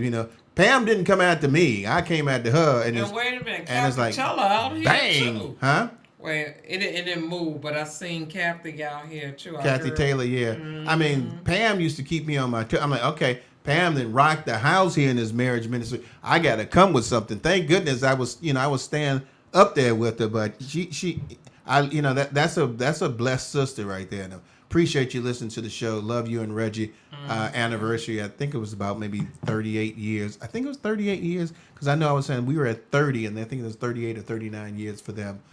Going strong. So to Reggie and Pastor Pam Tisdale. She said, "Hey, McCays. Hey, girl. Hey." That's one sister on fire. This girl is on fire. Yeah, she's on fire. I'm telling you. So hey, give my love out also to Kathy Taylor. That is my sister. She made a comment, but it moved, and I cannot. Okay, she made a comment. Who made a comment? Kathy. Mm-hmm. She probably saying, "Rick, let Brenda talk." No. But we got about maybe 6 minutes left. Hey, make sure again you look at the. It's back. I could read Okay, it. what was the comment? From Kathy Taylor, I have family and friends who are not on social media. I always ask their permission before posting, and sometimes their answer is no. And we all know someone, present company included, who likes to, who likes to have photo approval. Love you both. And I respect that. When that person says that to me, I respect that. Yeah. But that's that person for their photo. Right, But that's different. This was family, and if it says me, if it's my mother's like Brenda's mother, and I want to post something on there, I'm not gonna. That's because I know you won't do no harm. No. But I'm just saying, I'm not expecting Renee to come back and say, "Rick, why did you post that?" That's true. I mean, Renee being my sister. Yeah, well, thank you. I'm not expecting her to do that, and I don't feel that I need her permission to do that. Like, hey, Renee, can I do this? No, I'm not going to ask Brenda for permission either. Because and if I'm saying something negative about just be honest. If I'm saying negative something about their mama, I ain't asking their permission either. It's like, because I want to say something negative. That's what the girl did. It's the problem that you want permission for someone to do something good, so you come back negative, Yeah. which is ridiculous in itself. It is. Hey, but thank you, for sharing that. Yeah, I post. mean, that is so crazy. And People, Ife Designs, love you guys. I know we're about to go off the Yeah. air, but thank you for all that work pouring in. Love you, keep it pouring in, because summer weddings and showers are coming up, and we love it. We went through the transition of prom and graduation, now the weddings and showers. Club 50 will be back. We were doing a little hiatus because we got caught up with other stuff. But thank you. Club 50 will be coming back, hopefully posting in July. Just needed another month to get caught up. okay. And for those of y'all, next week, we're going to have some brothers that I know for prison ministry. We're going to be talking about the things that are going in prison ministry. And I think I'm going to probably call this the exit plan because a lot of times when people go into prison, we're going to be talking about that on the Christian Rio. There is no exit plan for them. The prison ministry system here in the state of in the United States is recyclable, which means they want people that go out to come back in because it's recyclable. They want to continuously make sure that the prison is full. And if you don't know, in most states governments prisons are private funded, and so they want to keep on bringing people in. Privately owned. Thank you. Privately wow. owned. Ooh, ooh. I did say funded, privately owned, and it's very important to know that. And they want to continuously have people to come into there. And so we're going to be talking about that. And these brothers are talking about some programs that they have to help with that. And then the next week, I'm going to hopefully have a guest of mine come on, and we're going to talk about the situation of cancer. It's going to be a very powerful conversation we're going to have. Hey, we got about 2 minutes left, and this is usually when our Kenny's Choice come in. We don't want to take up every minute of the time. We're going to thank you all for listening to the radio show with us again on SOAR Radio. Hopefully some of y'all saw us on Facebook and YouTube. And we hope you will come back next Tuesday at 7 p.m. to join the beautiful Brenda McCain and her sidekick, Reverend Rick McCain, here as well. We want to give a shout out and thanks always to our Rockford GOAT, Kenny Crawford, for doing what he does, because without him, man, this show would not go that smooth. Kenny, I know you got a song you're going to play for us.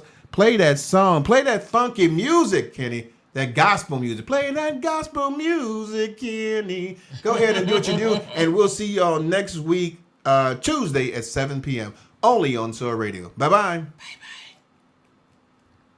Play that gospel music, Kenny. So I know. Hey, I'm a professional, baby. I know what I'm doing. I know where I'm at. And I know you all are still there on Facebook and YouTube. Hey, we got to get out of here. I'm just having some fun with my producer here. And we're going to see you all. Hey, make sure you bring some friends with y'all next time. We may have to start giving out some prizes again to every people that brings summer prize. Yeah, we're going to have some kind of summer madness prizes, A date with Kenny Crawford. That might be one of our summer prizes we can have out there. Kenny's about to cut me off the thing. Hey, we'll see y'all next Tuesday, 7 p.m. See y'all then. Bye-bye.